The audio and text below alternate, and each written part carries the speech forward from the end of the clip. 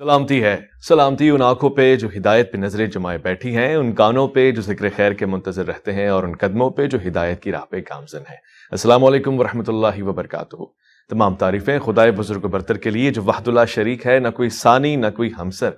दुरूद ला महदूद महबूब रब्बुल वदूद राहतुल आशिकीन मुरादुल मुश्ताकीन हजरत मोहम्मद मुस्तफ़ा आपकी आले पाक, आपके जानिसार अंसार और असहाब। ज़रमन आप देख रहे हैं अलिफ लाम मीम। मैं आपका मेज़बान मोहम्मद उवैस रब्बानी तहे दिल से आपको कहता हूँ खुश आमदीद। ये खासा है कि जब भी इल्म की हिद्दत चाहिए होती है, उलमा से रुजू किया जाता है, उनकी तरफ हाथ बढ़ाए जाते हैं सवाली बनकर। और मैंने अलिफ लाम मीम के इस पूरे सफ़र में हमेशा ये कोशिश की है कि जौन सा भी आलिम दीन है, इल्म की हिद्दत उससे ली जाए। फितरत को समझना इंसान की ख्वाहिश रही है, ये तजस्सुस हमेशा से है और हमेशा रहेगा। परवरदिगार ने जो निज़ाम दिया है वो निज़ाम कुदरत के बिल्कुल साथ साथ चलता है, बल्कि शायद बिल्कुल हूबहू वही है। इसलिए कहते हैं कि इस्लाम दीन फितरत है। मगर आज के दौर में नए नए मसाइल फितरत से बिल्कुल मुतसादिम नज़र आते हैं और फिर उनका हल तो उससे भी ज़्यादा तल्ख होता है। मैं इन ही सवालात के साथ आज एक ऐसे आलिम दीन की खिदमत में हाजिर हुआ हूँ कि जिसको बहुत से लोग सुनते भी हैं, और जो अच्छी बात मुझे लगती है वो ये कि इस मौजू को डिस्कस करने से पहले उन्होंने ये नहीं पूछा कि मौजू और सवालात क्या क्या होंगे, यानी तैयारी का भी कोई ऐसा मुश्किल मरहला नहीं था। अलबत्ता ये कि आज के इस प्रोग्राम में सवालात पूछे जाएंगे और जवाबात आपके सामने होंगे। मैं खुशामदीद करना चाहता हूँ, रिसर्चर हैं, मुहक्किक हैं, पूरी दुनिया में अपना पैगाम फैलाते हैं और दीन हक़ की सरबुलंदी के लिए हमेशा आपको मसरूफ़ पाए जाएंगे। मैं खुशामदीद कहता हूँ। अस्सलाम वालेकुम वरहमतुल्लाह। इंजीनियर मोहम्मद अली मिर्ज़ा जी। वालेकुम अस्सलाम वरहमतुल्लाहि वबरकातुहू। वला हौला वला कुव्वता इल्ला बिल्लाह। अल्लाहुम्मा सल्लि अला मुहम्मद व अला आलि मुहम्मद। वैस भाई, आपको वेलकम है हमारी अकेडमी में और जीटीवी की पूरी टीम को। माशाअल्लाह ताला आपका चैनल जिस तरीके से रिलीजन की आवाज़ को इस मॉडर्न दौर में बड़े अहसन अंदाज में पहुंचा रहा है लोगों तक, अल्लाह ताला ही इसकी जज़ा देने वाला है। आमीन, शुक्रिया, जज़ाकल्लाह। मैं इंजीनियर साहब फितरत को समझने की कोशिश कर रहा हूँ और नए नए मसाइल मेरे सामने। अभी रिसेंटली एक डॉक्यूमेंट्री भी ऐसी आई कि जिसमें दिखाया गया कि इंसान अपनी लाइफ के कुछ साल, कुछ डीएनएज और इस तरह की साइंसी जिद्दत के तहत किसी को भी डोनेट कर सकता है, उसके एवज पैसे ले सकता है। मसलन मेरी उम्र अगर 35 साल है तो मैं अपने 5 साल किसी को दे दूं और उसके एवज मुझे एक भारी भरकम अमाउंट मिल जाए और मैं 40 साल का हो जाऊंगा, मेरा डीएनए 40 इयर्स की एज का हो जाएगा। ये तमाम चीज़ें इस्लाम इसको किस निगाह से देखता है? फितरत के मुतसादिम है या फिर इस्लाम इसमें कोई रास्ता निकालता है? देखें, जो जदीद साइंटिफिक फैक्ट्स के जरिए जो चीज़ें इस्टेब्लिश होती हैं, जब तक वो प्रैक्टिकली सामने ना आए उनके बारे में राय कायम करना खाम खा एक अकल के घोड़े जो दौड़ाने के मुतरादिफ है। जब कोई चीज़ प्रैक्टिकली सामने आएगी फिर हम उसके ऊपर कोई बात करेंगे। मैं जनरल गुफ्तगू कर देता हूँ। रिलीजन जिन चीज़ों को एड्रेस करता है वो इंसान की अखलाकियात है, और इंसान ने मर कर जो अल्लाह के हुजूर पेश होना है क़यामत के दिन की जो जवाबदेही है, उसके लिए हम एक टर्म यूज़ करते हैं हिदायत, जो अल्लाह ताला की रिक्वायरमेंट है अपने बंदों से, और उसी के लिए अल्लाह ताला ने पैगंबरों को मबूस किया, उनके साथ किताबें भेजी। ये रिलीजन का टॉपिक है। बाकी इस तरह की चीज़ें जो वक्त के साथ ऐड होती हैं, तो जिस दौर में ये चीज़ सामने आएगी उस वक्त जो कुरान और सुन्नत की गाइडलाइंस मौजूद हैं उनको यूज़ करके आप कोई एक ऑप्टिमल बात उस हवाले से सामने रख सकते हैं। जब तक उन तमाम चीज़ों की तमाम डायरेक्शंस का ना पता हो, कोई इस तरीके से राय आप कायम कर नहीं सकते। मिसाल के तौर पर आप देखें, सही मुस्लिम के अंदर एक हदीस मौजूद है कि अल्लाह के महबूब सल्लल्लाहु अलैहि वसल्लम ने फरमाया कि दज्जाल जब दुनिया में आएगा तो पहला दिन 1 साल के बराबर होगा, दूसरा दिन 1 महीने के बराबर, और तीसरा दिन 1 हफ्ते के बराबर, और उसके बाद नॉर्मल दिन शुरू हो जाएंगे। तो सहाबा किराम ने पहला सवाल किया, या रसूलल्लाह, हमारी नमाजों का क्या बनेगा? जब एक दिन 1 साल का है तो अब 1 साल की नमाजें पढ़नी है या 5 नमाजें एक दिन में पढ़नी है? तो नबी इस्लाम ने फरमाया कि तुम अंदाजा मुकर्रर कर लेना। अच्छा, अंदाजा मुकर्रर कर लेना। अच्छा, उस जमाने में ना सहाबा किराम को इस बात का पता था कि अंदाजा मुकर्रर करना क्या होगा। सही। इसलिए उन्होंने आगे उसकी गहराई में जाने की कोशिश नहीं की, क्योंकि उनकी वो जरूरत भी नहीं थी। आज नॉर्थ पोल पे, साउथ पोल पे बाकायदा क्लॉक्स का सिलसिला मौजूद है, 24 घंटे का अंदाजा मुकर्रर किया हुआ है। सूरज निकला हुआ होता है, आप इशा की नमाज पढ़ रहे होते हैं, क्यों कि 6 महीने तक उफक के अलांग वहां पे सूरज चलता है। तो उस एतबार से उन्होंने डिवाइड किया होता है।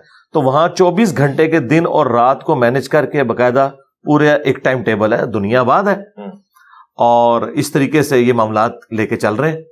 اس کے علاوہ بھی کئی ایک ملک ہیں جہاں پہ کافی زیادہ لمبی لینتھ ہو جاتی ہے، تو وہاں پہ اندازہ مقرر کیا ہوا ہے، اسی اندازے کے مطابق ان معاملات کو لے کے چلا جاتا ہے. اور وہاں پر اب رمضان کے روزے بھی نہیں ہوں گے اس طریقے سے، ظاہر ہے، کیونکہ قرآن حکیم میں ہے کہ تم میں سے جو کوئی رمضان کا مہینہ پائے تو وہ روزے رکھے، جو رمضان کا مہینہ نہیں پا رہا وہ روزے نہیں رکھے گا. تو یہ چیز وقتی طور پہ تو ان سے اٹھ جائے گی. تو یہ حالات و واقعات بتائیں گے. اب نبی علیہ السلام کے مبارک زمانے میں تو کسی نے نہیں پوچھا کہ جب ہم چاند پہ جائیں گے تو قبلہ رخ کا اہتمام کیسے کریں گے. قرآن حکیم میں کم از کم 2 رکوع اس کے اوپر ہے کہ آپ نے نماز کے لیے بیت الحرام کی طرف رخ کرنا ہے. اب ایک بندہ چاند پہ چلا گیا، نماز تو اس نے وہاں بھی پڑھنی ہے، تو وہ کس طرف رخ کرے گا؟ تو میں نے اس کا سولوشن دیا ہے کہ وہ زمین کی طرف رخ کرے، کیونکہ اتنے دور کے فاصلے پہ جب زمین آپ کو اتنی سی نظر آ رہی ہے تو اس اتنی سی زمین کے اوپر کعبہ اس طرف لائی کر رہا ہے، اس طرف لائی کر رہا ہے، اس سے کوئی فرق نہیں پڑتا، کیونکہ اتنے لمبے سپین کے اندر جب آپ اس طرف رخ کرتے ہیں تو خود بخود آپ کا کعبے کی طرف رخ ہو جائے گا. بالکل ٹھیک ہے. تو اس طرح جو مسائل آئیں گے تو اس کے بعد کوئی ڈیسیژن کیا جائے گا. یہ آپ نے اسپیسیفکلی جو بات کی ہے، ابھی تک یہ معاملہ ایوالو ہوا ہے یا نہیں ہوا، جس نے کلوننگ کے اوپر کتنے تجربات ہوئے اور اس کے اوپر لوگوں نے بڑی تباہ آزمائی کرنی شروع کی، الٹیمیٹلی ڈس آرڈر ہی اس سے نکلا ہے، آرڈر کوئی پروڈیوس نہیں ہوا. اس میں بھی اگر کوئی ایسے معاملات ہو جاتے ہیں تو ہم اس کو آج کل جو اس کے قریب ترین کوئی بات ہے تو وہ آرگن ڈونیشن والا معاملہ ہے. اس کے بارے میں علماء کی رائے آ چکی ہے، اور میں سمجھتا ہوں کہ قرآن و سنت کے دلائل کی روشنی میں وہ رائے سب سے بہترین ہے کہ آرگن ڈونیشن اگر کوئی شخص کسی کو کرتا ہے تو وہ اس کو بیچے گا نہیں، بلکہ یہ فی سبیل اللہ کرے گا، اور ایک ایسا معاملہ کرے کہ جس سے اس کی اپنی لائف ہرٹ نہ ہو. مثلا لیور ٹرانسپلانٹ جب آپ کرتے ہیں تو لیور کے اندر اللہ تعالیٰ نے ایک خوبی رکھی ہے کہ جب آپ کاٹ کے کسی کو ڈونیٹ کرتے ہیں کچھ عرصے بعد آپ کا لیور بھی مکمل ہو جاتا ہے اور اس کا بھی مکمل ہو کے اتنا ہی بن جاتا ہے. اس کے اندر یہ یعنی کیپیبلٹی موجود ہے. اسی طریقے سے گردے ہیں، ایک گردے کے ساتھ بھی آپ اپنی زندگی گزار سکتے ہیں. لیکن اگر کوئی شخص یہ کہتا ہے میں اپنا دل ڈونیٹ کر دیتا ہوں یا دماغ ڈونیٹ کر دیتا ہوں، تو وہ تو خود جو صحت مند آدمی تھا وہ تو اپنے آپ کو خراب کر بیٹھا. اس کی اسلام میں کوئی اجازت نہیں ہے، کیونکہ وہ تو بالکل ٹھیک ہے اپنی جگہ. دوسرے میں جب آپ یہ ساری چیزیں فٹ کریں گے تو اس کے بعد چانسز ہیں کہ وہ اس کے ساتھ کمپیٹیبل ہے کہ نہیں، کیونکہ باڈی تو ریئیکٹ کرتی ہے. تو آپ ایک جو بندہ صحیح سلامت موجود ہے اس کی لائف کو سٹیک میں نہیں لگائیں گے کسی دوسرے بیمار کو ٹھیک کرنے کے لیے. اور یہی ہم اصول اس کیس میں بھی اپلائی کرتے ہیں کہ اگر کسی عورت کی لائف کو تھریٹ ہے تو سب سے پہلے عورت کی جان بچائی جائے گی. جو اس سے پیدا ہونے والا بچہ ہے اس کو سیکنڈلی ہم دیکھیں گے، ابھی تو دنیا میں آیا ہی نہیں ہے نا، اور وہ انیشیل سٹیج کے اوپر ہے، اس کی لائف بچانا زیادہ ضروری ہے. تو اس طرح کی چیزیں دیکھی جائیں گی. تو اس میں بھی علماء نے یہی بات کی ہے، اور میں اس سے سیکنڈ کرتا ہوں کہ آرگن ڈونیشن فی سبیل اللہ ہونا چاہیے. خواہ وہ بلڈ کی فارم میں ہو یا آنکھیں کسی نے ڈونیٹ کرنی ہے یا کسی نے اپنا گردہ دینا ہے، اس کے پیسے نہ لیے جائیں بلکہ یہ فی سبیل اللہ ہو، اللہ تعالیٰ کی راہ میں. اور اس کی اصل وہ آیت ہے قرآن حکیم میں کہ تمہارے لیے 4 چیزیں حرام کر دی گئی ہیں. اور یہ آیت اللہ تعالیٰ نے سورۃ البقرہ میں، سورۃ النحل میں، سورۃ المائدہ میں نازل فرمائی، اور سورۃ الانعام میں 4 جگہ کہ تمہارے لیے حرام کر دیا گیا ہے مردار، بہتا ہوا لہو، خنزیر کا گوشت، اور وہ ذبیحہ جس کے ذبیحے کے وقت غیر اللہ کا نام لیا جائے. لیکن ساتھ یہ ہے کہ اگر کیٹاسٹرافک کنڈیشن ہو، تمہارے اندر بغاوت نہ پائی جاتی ہو، حد سے پھلانگنے والا کوئی اس طرح کا ایلیمنٹ نہ ہو، تو پھر اللہ تعالیٰ اس کے اوپر کوئی گرفت نہیں فرمائے گا. یعنی ہے تو حرام ہے لیکن اس وقت اللہ تعالیٰ کی شریعت کا قلم اٹھ جائے گا. اور اس کا کلائمیکس تو یہاں تک ہے 106 نمبر آیت جو سورۃ النحل کی ہے کہ اگر کوئی شخص زندگی موت کی کشمکش میں کلمات کفر بھی بک دے اور دل میں ایمان اس کے ہو تو وہ کلمات کفر کے اوپر بھی اللہ تعالیٰ گرفت نہیں فرمائے گا. ہاں جی. تو یہ وہ چیزیں ہیں جو ہمیں گائیڈ لائنز دیتی ہیں کہ اس طرح کی صورتحال میں ہم نے معاملات کو لے کے کیسے چلنا ہے. تو جو آپ یہ کہہ رہے ہیں اگر بالفرض یہ مستقبل میں کامیاب ہو جاتا ہے اس طرح کا معاملہ کہ کوئی ایسا کرنے میں کامیاب ہو جاتا ہے اور کوئی ایسی سچویشن سامنے آ جاتی ہے تو ہم یہی کہیں گے کہ پھر وہ بیچے نا. ٹھیک ہے.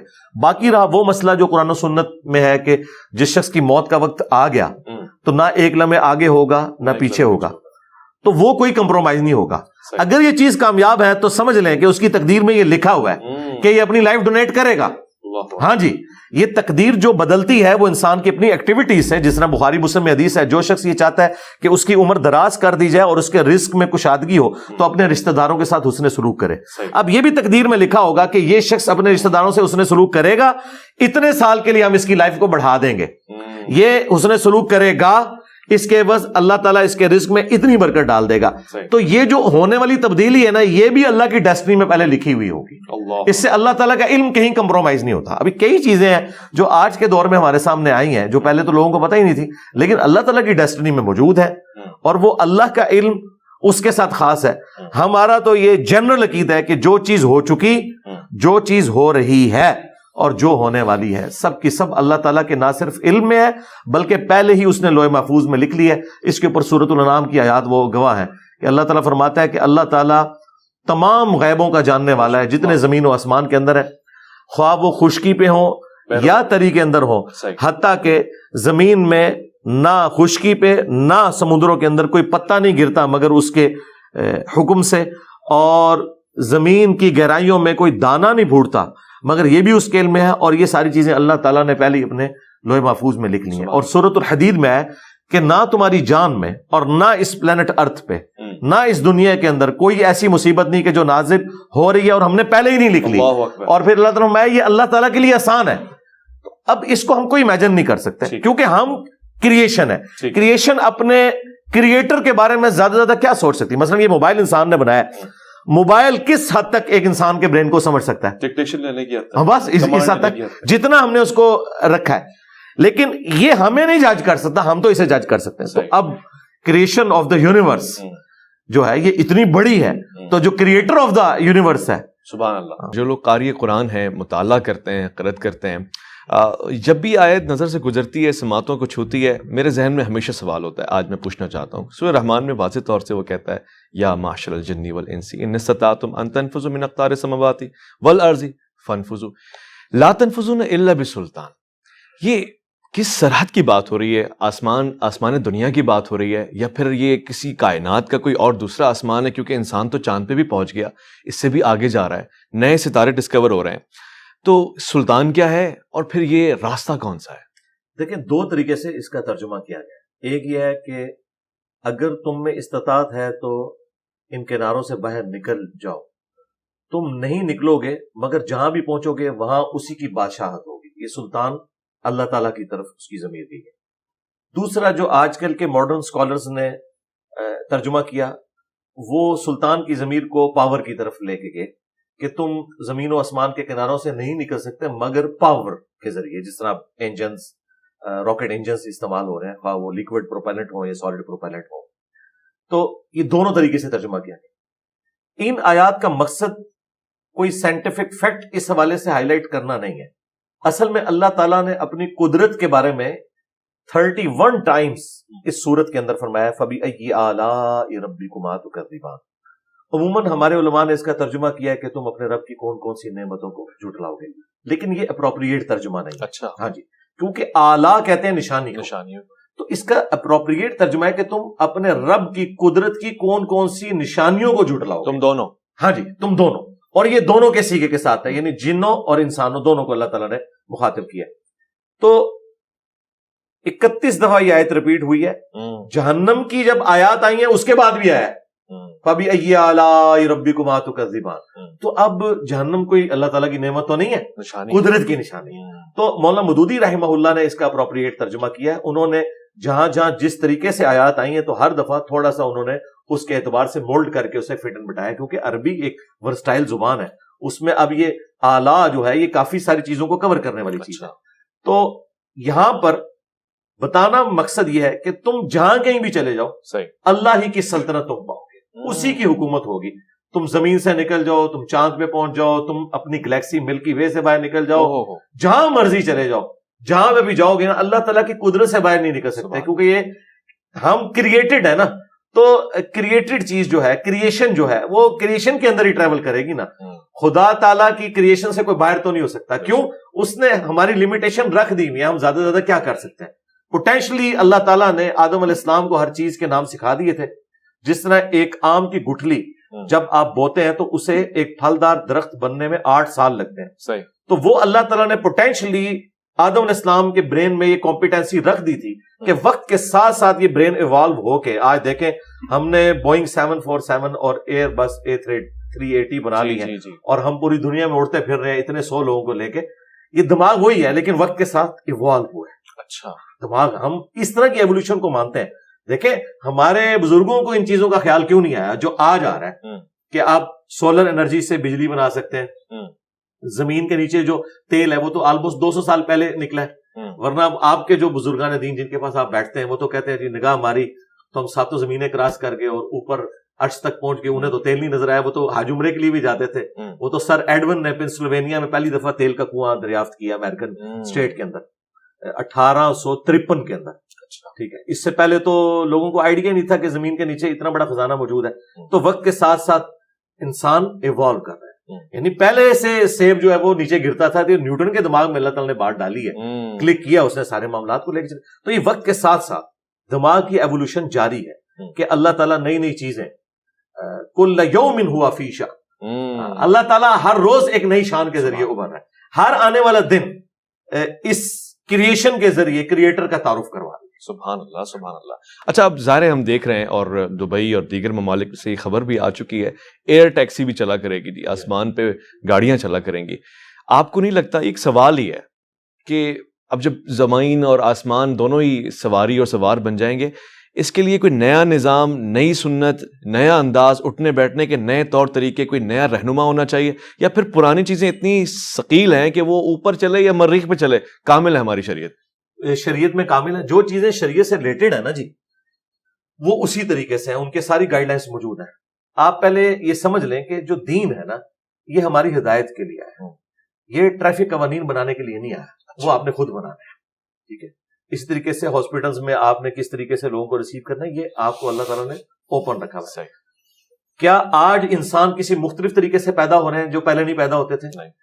کیا آج ماں باپ کا جو رشتہ ہے اولاد کے ساتھ وہی والا ہے؟ تو انسانی جو بیسک اخلاقیات اور ہدایت کی جو ریکوائرڈ چیزیں ہیں وہ الہامی کتابوں میں اسلام سے پہلے بھی اسی طریقے سے تھی, اسلام کے ساتھ بھی ویسے ہی ہیں, اور آج کے اس ماڈرن دور میں بھی ان چیزوں سے کوئی فرق نہیں پڑتا. صرف یہ کہ انہیں ایگزیکیوٹ کرنے کے لیے آپ نے کیا کرنا ہے.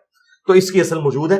صحیح مسلم میں حدیث ہے جس نے اسلام میں کوئی اچھا طریقہ نکالا اور جتنے لوگ اس طریقے پہ عمل کریں گے ان کا ثواب اس شخص کو بھی ملے گا اور ان کے اپنے ثواب میں بھی کمی نہیں ہوگی. اور جس نے اسلام میں برا طریقہ نکالا, یہ سنتن حسنتن اور سنتن سیئتن کے الفاظ ہیں, بری سنت اور اچھی سنت. اچھا یہ بری بدعت یا اچھی بدعت کی بات نہیں, طریقہ. جس طرح ہم نے یہ طریقہ اسلام کی خدمت کے لیے نکالا کہ ہم اپنی ویڈیوز کو ریکارڈ کرتے ہیں یوٹیوب کے اوپر اپلوڈ کرتے ہیں. امام بخاری امام مسلم نے حدیث کی کتابیں لکھی, یہ خیال خلفائے راشدین کے پاس تو نہیں آیا, نہ ان کو ایسا موقع ملا. وہ خود سراپا سنت تھے, لوگ ڈائریکٹ ان سے سنت سیکھتے تھے. لیکن 200-250 سال بعد اس چیز کی ضرورت محسوس کی گئی کہ جو زمانہ دور ہوگا تو ہمیں کوئی ریٹن ریکارڈ بھی اس کا پیرلل میں رکھنا چاہیے, ورنہ تو آنے والے وقت میں ہر علاقے کی سنت ڈیفرنٹ ہو جائے گی. تو یہ جو چیزیں کلک کرتی ہیں نا, یہ اسلام میں اچھے طریقے ہیں. اس کے پہلے آپ جو ہے وہ دانوں والی تسبیح میں شمار کرتے تھے, اب الیکٹرانک کاؤنٹر آ گیا. نماز کے اعتبار سے پہلے ہم جن مسجدوں میں نماز پڑھتے تھے وہ سمپل لکڑی کی چھتیں ہوتی تھی, اب ایئر کنڈیشن بھی لگے ہوئے ہیں اور وہاں پہ قالین بھی. اور لوگ اکثر پوچھتے ہیں کہ یہ بدعت ہے. بھائی بدعت نہیں ہے. بدعت کی جو ڈیفینیشن ہے بخاری مسلم میں وہ یہ ہے, من احدث فی امرنا ھذا فہو رد, جس نے ہمارے سکھائے ہوئے دین میں کوئی چیز داخل کی. تو دین میں کوئی چیز یہ داخل نہیں ہوتی. اگر کوئی یہ نیت کرتا ہے کہ اوپر اس قالین کے سامنے اس اے سی شریف کے اور نیچے اس پنکھا شریف کے منہ طرف خانہ کعبہ شریف کے, یہ تو کوئی نہیں کہتا. تو نماز اپنی جگہ اس طریقے سے, حج کی جتنی ایکٹیویٹیز ہیں وہ اسی. تو پھر ہمارے مشائخ نے جب مائک اور ساؤنڈ اور اسپیکر کے آنے پہ اعتراض اس زمانے میں کیوں کیا؟ پیپر چھپنے پہ اعتراض. ان بیچاروں کا انٹلیکچوئل لیول بڑا تھوڑا تھا. پبلک کو پہلے بات سمجھ آتی ہے اور ہمارے علماء کو معذرت کے ساتھ بعد. آپ دیکھیں یہ جب کیمرہ آیا تھا حرام تھا, اور پھر آہستہ آہستہ یہ مباح ہوا, پھر مستحب ہو گیا, اب فرض ہو گیا. ٹھیک ہے. اچھا لیکن اس وقت بھی جو پڑھے لکھے علماء تھے, مولانا مودودی, ڈاکٹر اسرار, ڈاکٹر طاہر القادری, علماء عرب, انہوں نے کبھی ان پہ کوئی ایسا وقت نہیں گزرا کہ انہوں نے کیمرے کے اوپر کبھی کوئی ورڈکٹ دی ہو کہ یہ حرام ہے. اچھا ٹھیک ہے. انہیں اس زمانے میں بھی پتا تھا کہ یہ جن تصاویر کے اوپر حرمت والا معاملہ ہے وہ ہیں جو عبادت کی غرض سے ہوتی ہیں. ورنہ کیا نبی اسلام آئینہ نہیں دیکھتے تھے؟ آئینے میں شکل نہیں نظر آتی ہے. تو وہ آئینہ اگر اسلام کو تصویر سے اتنی چڑ ہوتی تو نبی الاسلام آئینہ تو نہ دیکھتے. ٹھیک ہے, یہ اصل ہے اس چیز. آپ گفتگو فرما رہے تھے سائنس اور جدت کے حوالے سے, پھر آپ نے بتایا کہ مشائخ نے, لیکن جو پڑھے لکھے لوگ تھے وہ سمجھ گئے, وہ بھاگ گئے, وہ نفس شناس لوگ تھے اور انہوں نے پتہ لگا لیا کہ اب ہمیں اسی کے ذریعے آگے بڑھنا ہے. یہ تو ایک سلسلہ ہے.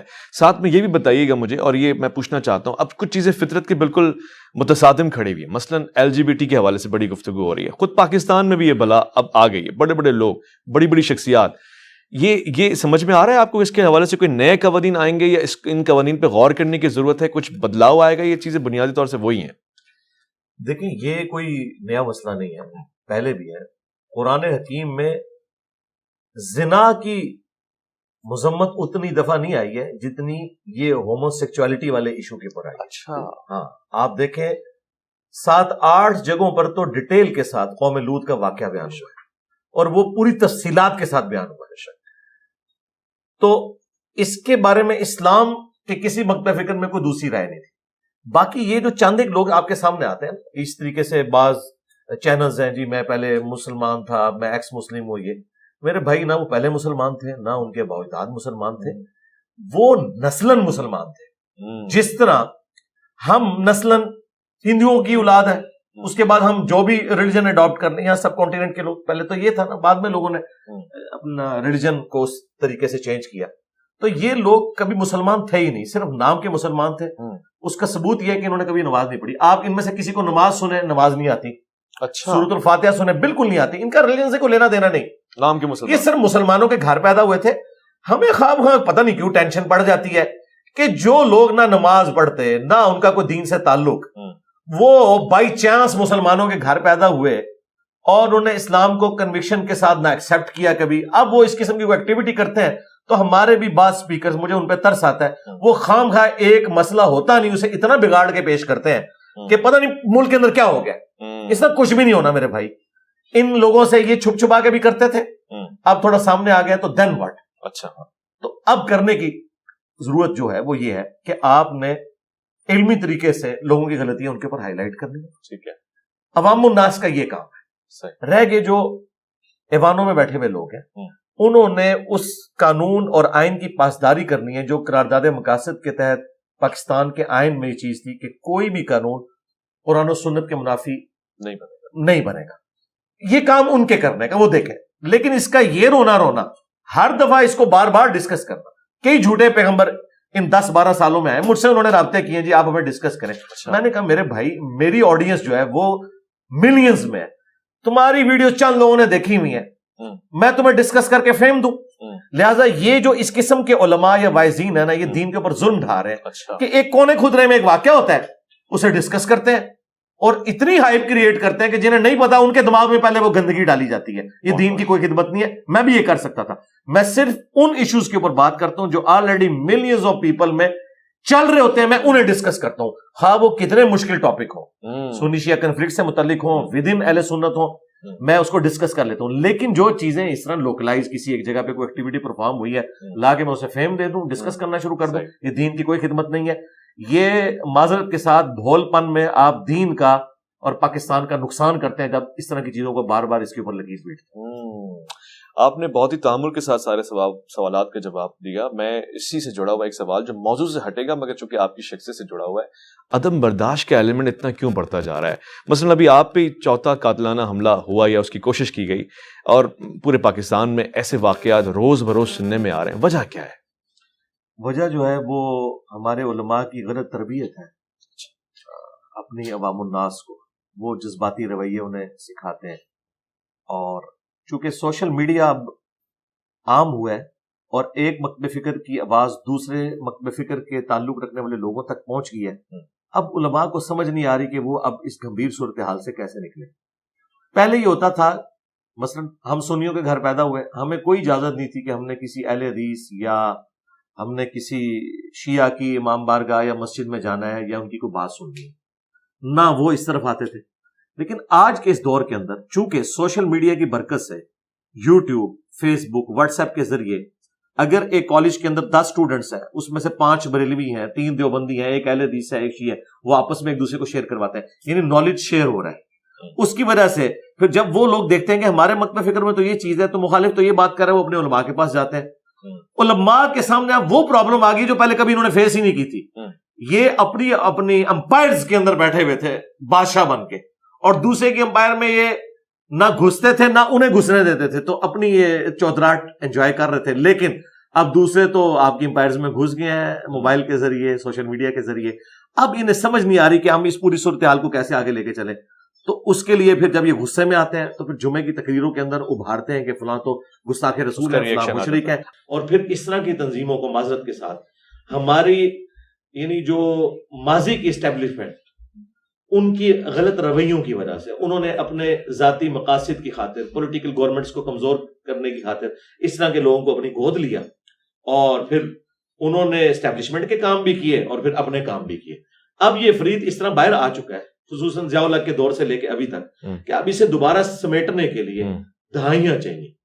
تو اس کی طرف سفر کا آغاز تو ہوا ہے جی. اور یہ بھی میں کریڈٹ کسی پاکستان کے ادارے کو نہیں دوں گا، یہ میں FATF حافظہ اللہ تعالیٰ کو دوں گا. اگر FATF حافظہ اللہ تعالیٰ نہ ہوتا تو یہ ہم نے ابھی بھی نہیں تھا سدھرنا. اچھا، میں صرف مذہبی عدم برداشت کی بات نہیں کر رہا، معاشرتی رویہ بھی ہمارا عدم برداشت کا شکار ہے، چاہے وہ شادیاں ہوں، ازدواجی تعلقات ہوں، طلاقیں ہو رہی ہیں. اس کے پیچھے کوئی غذا ہے، کوئی اور چیز ہے جو ہمیں پورا آپے گا آپا ہی بگڑا جا رہا ہے. پوری نیشن ہی جذبات کے اوپر چل رہی ہے. اس نیشن کی بنیاد تو ریلیجن ہے نا. یہ سارے کے سارے جو جذباتی رویے ہیں آپ ریلیجن کے ذریعے تو آپ کو سکھائے جاتے ہیں. پھر آپ جس جگہ بھی چلے جائیں، آپ کا چونکہ مینٹل ماڈل بن چکا ہے وہ والا، تو آپ اسی طریقے سے ریئیکٹ کرتے ہیں. ٹھیک ہے.